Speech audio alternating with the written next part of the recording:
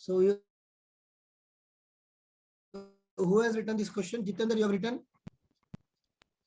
Yes, sir. Good. This diagram approach is good. But you have to label the diagram, Jitendra. Yeah, sir. Yeah, sir. I forgot it. I'll make sure. So you're implementing advices in bits and pieces, sir.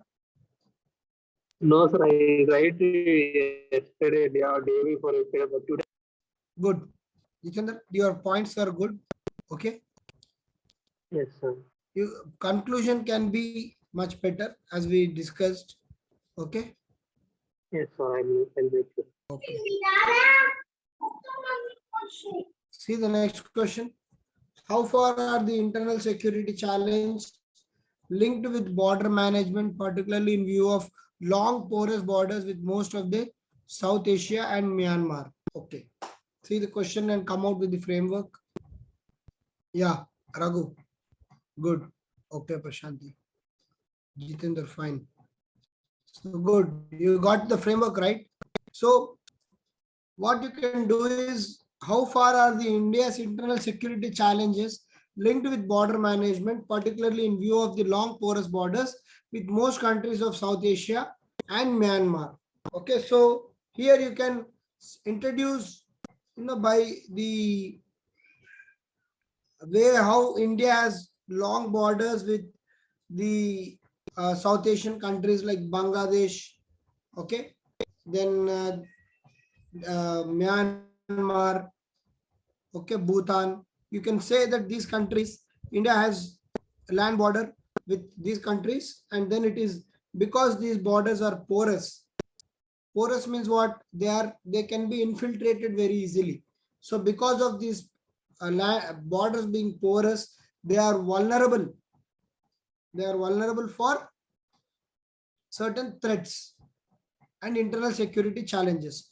In this context, if you can, in fact, you have to draw an Indian map and show the land borders at this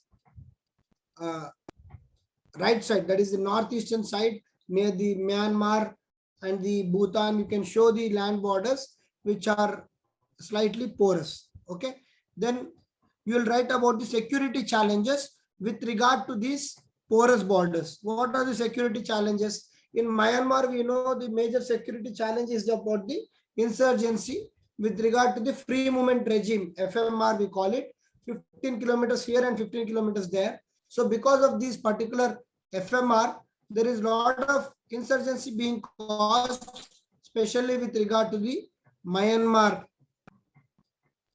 And then there is a lot of cattle trafficking and drug trafficking happening in the borders which are porous. Through cattle, sometimes even weapons smuggling is happening. So you can write cattle smuggling, weapons smuggling, drug trafficking, fake currency. We all know how much the fake currency is pumped. You know how the fake currency is pumped from these nations into India. It was seen that the fake currency has reached even countries like Nepal.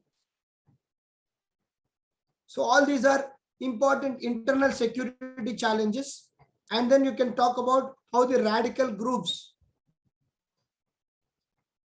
or the terrorist groups take this route of porous borders and try and create internal security challenges to India.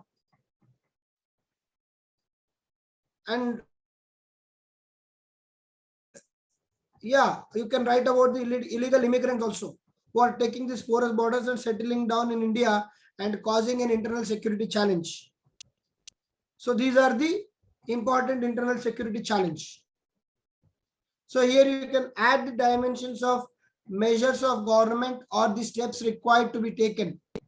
So what are the steps required to be taken? You can talk about the implementation of Madhukar Committee,